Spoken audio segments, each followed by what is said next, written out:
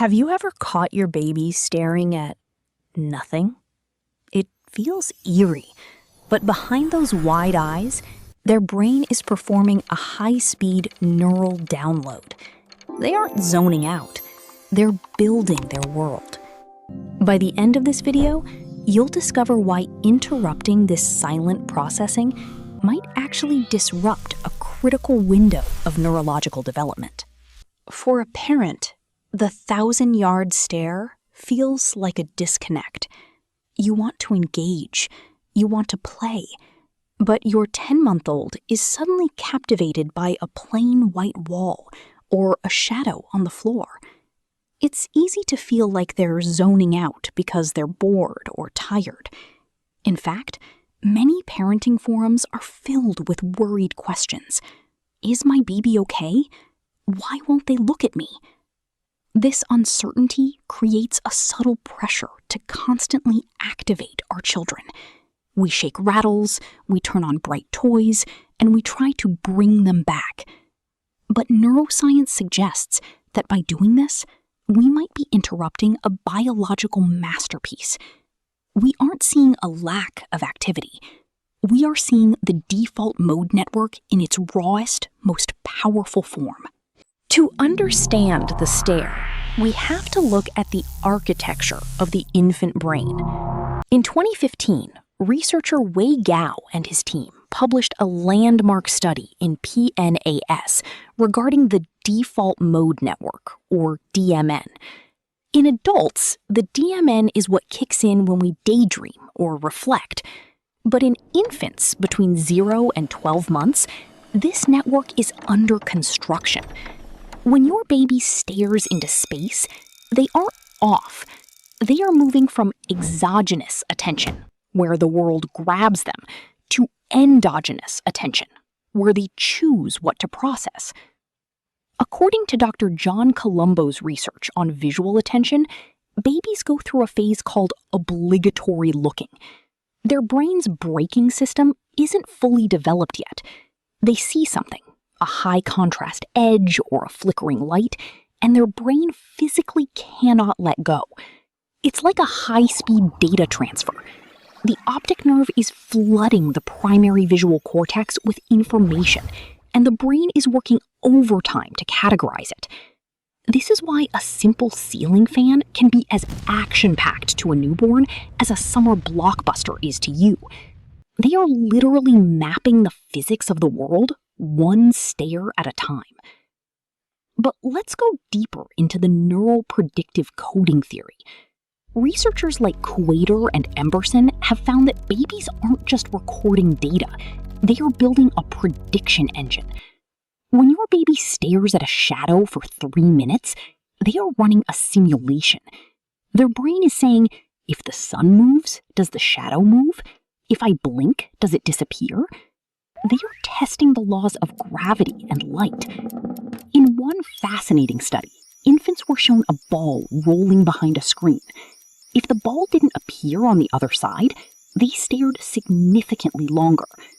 That stare is the brain's way of saying, wait, my mental model of the world just failed. I need to recode my reality. This is the foundational work of intelligence. Think of these stares as your baby's quiet time for the soul. While it looks like a void to us, for them, it is a moment of profound integration. This is when the interactive specialization mentioned by Dr. Mark Johnson happens. Different regions of the brain are starting to talk to each other. When your baby stares, they are finding their self. They are distinguishing between the me and the not me. It's an emotional milestone of independence. They are learning that they can exist in a space that isn't just a reaction to your face or a toy. It's the very beginning of contemplation and wonder. Now, I know the big question. When should I be concerned? In the world of developmental science, the stare is almost always a sign of healthy neurological processing. However, there is a nuance. Typically, these stares last from a few seconds to a couple of minutes. The baby will eventually break the stare, blink, and look back at you. If you notice a stare that is accompanied by rhythmic eye blinking, lip smacking, or if the baby's limbs go stiff and they cannot be snapped out of it by a gentle touch, that is when you should record a video and chat with your pediatrician. These can sometimes be absence seizures, which are different from the processing stares we're talking about. But for 99% of babies, that blank look is just a sign of a genius at work. So, how do we handle these wild brain moments? Here are 3 science-backed frameworks for your daily routine. First, the 10-second pause. When you see your baby staring at the wall, don't immediately jump in with a toy. Wait. Count to 10. Give them the neural space to finish the download. If they turn to you after the stare, that's your cue to engage. This respects their developing autonomy. Think of it like a computer update. If you pull the plug in the middle, you might corrupt the file. Let the download finish.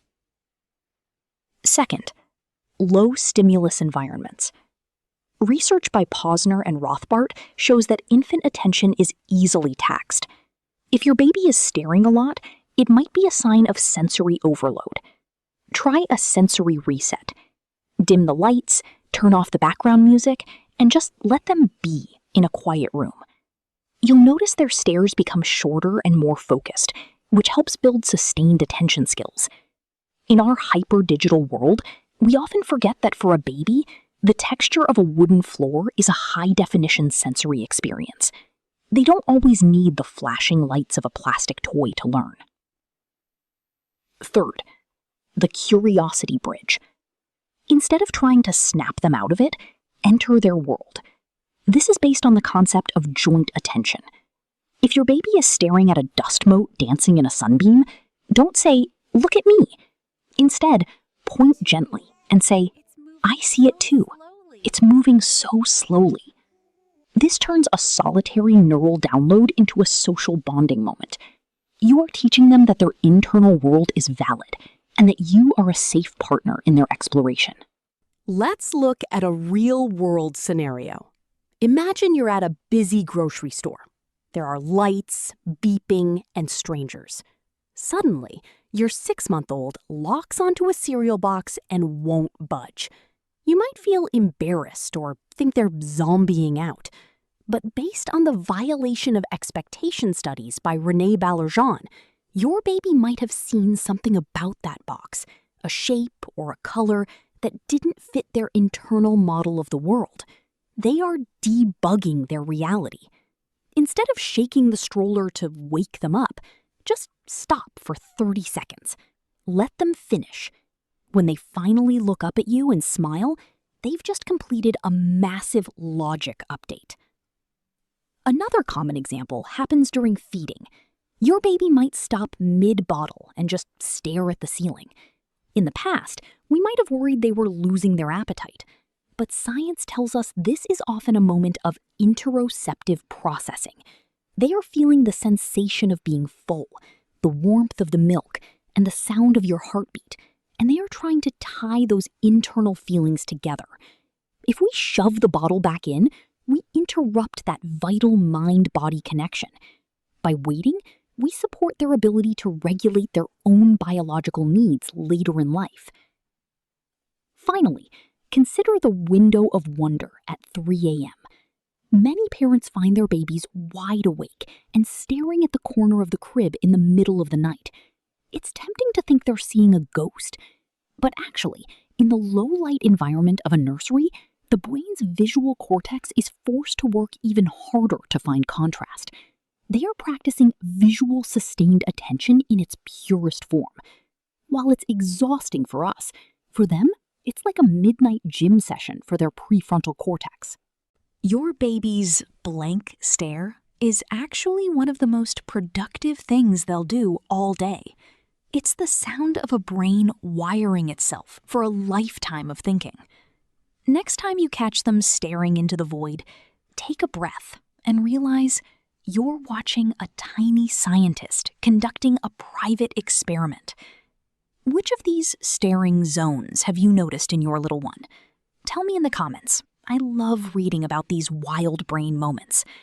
And if you found this perspective shift helpful, share this with a parent who might be worried about their daydreaming baby. I'll see you in the next deep dive into the infant mind.